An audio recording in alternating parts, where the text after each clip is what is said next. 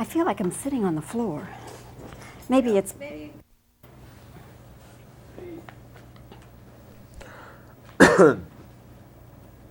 Oh, count me down to 6, and then if I go over a little, I still have room. Okay. Do we have a total of... You have 7. 7. Right, so I'll give you a 3, and then... If I do 6, I can still have reversal Right, time? exactly. Yeah, okay, very good. Get our logistics worked out here. Well, John, I'm looking forward to seeing you again because we had such a nice visit when you were in Dallas for That's right. Starman. And I have to tell you now that coming into this, I knew just kind of that tagline they're using, you know, about comedy, mystery, kung fu, Right. ghost, and all that. And I thought, what sort of a chop suey is this going to be anyway? And I was, you know, trying to keep a very open mind, but I just couldn't quite, you know, picture what it would be. Well, now I have to tell you, it's a romp, and I absolutely love it. Oh, It's thank such you. fun. Thank you. Great fun. It has the most fantastic look. We've had other Oriental type pictures, but this one just has such a sumptuous look and the action and everything. It had to cost a bundle of money. Well, Big Trouble cost a little bit of money, but there's something in it that I'm extremely proud of, and it's an essence, okay? It is Chinese mysticism and mythology presented to Western audiences with authenticity. It's a world we never have seen before in Western films. It's in the Chinese cinema. And the way I researched this movie was I watched a lot of Chinese cinema and their films, and I found a point of view with which to take, which is one of unsophistication and innocence. They see the world very beautifully, and they describe action and movement and color in a certain way, and I tried to get that into my movie. What did it cost then? Big Trouble in Little China cost, well, when we're all done, about $25 million. I knew it had to be in excess of 20 million. Yeah, because it's all there and it's It's a wonderful. big film. Yeah. Yeah. So many other films, and not just Oriental films, but anytime you get into any sort of ethnic thing, you know and I know, John, that there are always a handful of people out there, and they have to see some racism in it. Year of the Dragon, my word, what a flap that was. Now, are you at all apprehensive about that kind of reaction among a few people?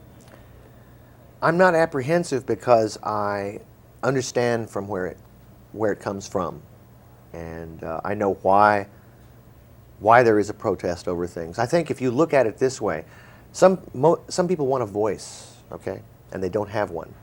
They're unheard. And the best way to get your voice, to get your opinion out, is to attach yourself to something that's very visible. Year of the Dragon was a big movie. So in order to be heard, if you attack it, you'll be heard. So I keep in mind that if Big Trouble is attacked by groups who find something wrong with it, it's because they don't want to be invisible. They want you to listen to them.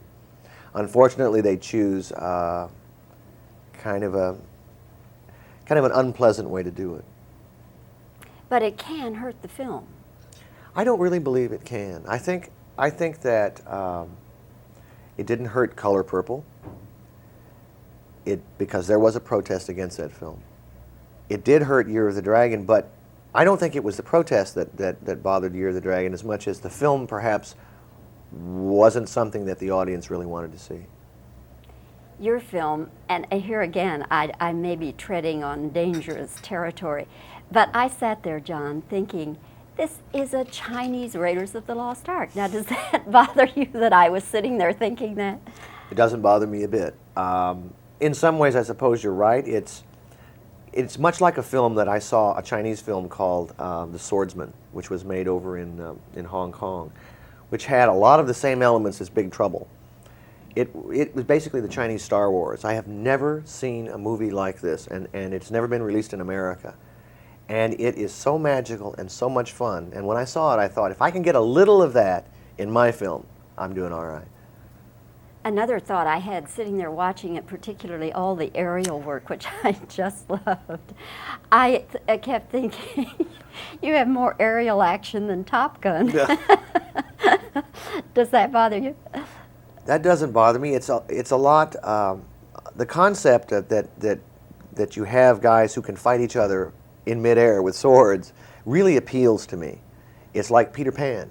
Peter Pan can fly.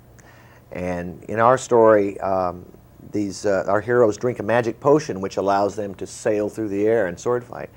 And doing it is like shooting a ballet. It's like shooting a dance. It's so pretty to choreograph and cut together. I really enjoy doing it. It had to be a bear to shoot, though. Well, it was tricky. It was tricky. We shot it in a very short time. The big ending sequence that you see in the Great Arcade took 5 days to shoot. Now, in a normal film, we would have spent months on it. And so I had to pre-plan everything and get it done very, very quickly. That says a lot for you as a director, though, John, because there are some things that you just can't rush, you know. That's true. In this case, however, the story required us to go very quickly. It needs a great momentum to carry you along that wave of fantasy and have a good time. So the momentum of the shooting kind of got everybody inspired to go real fast. John, was Starman, or do you consider Starman in any sense at all a turning point in your career? I think it was a turning point in the sense that some people recognized that I could do something different than I had been doing before.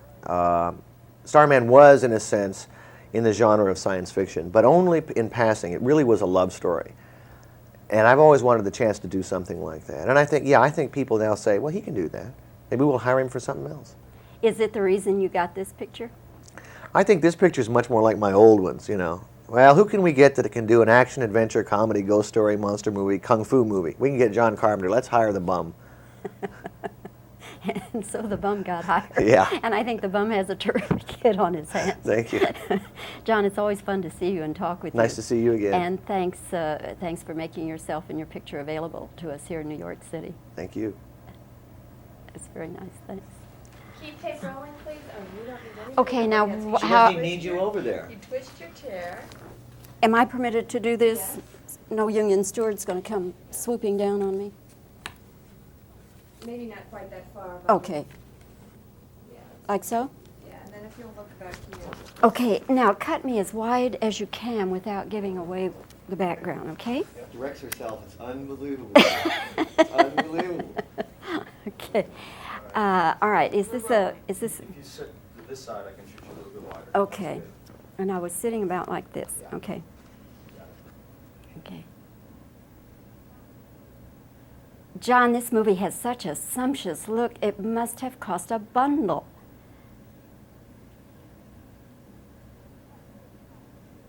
What did it cost then?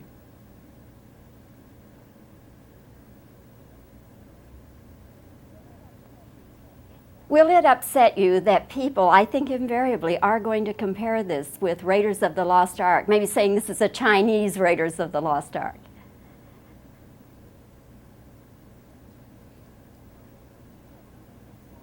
Seems that anytime there's an ethnic background to a film, there's always a group of people that attacks it as being racist. Now, how will you handle that?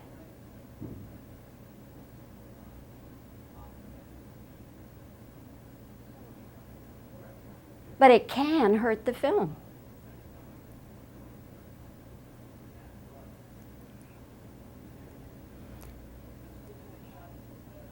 Sitting there watching it and enjoying all that fabulous aerial work, I thought this has more aerials than Top Gun.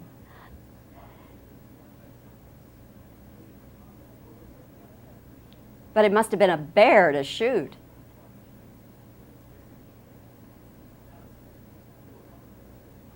John, do you consider Starman a turning point in your career?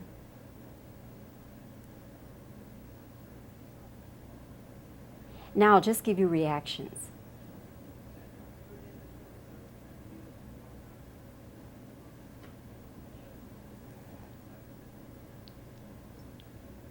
You laughed a lot, Bobbie.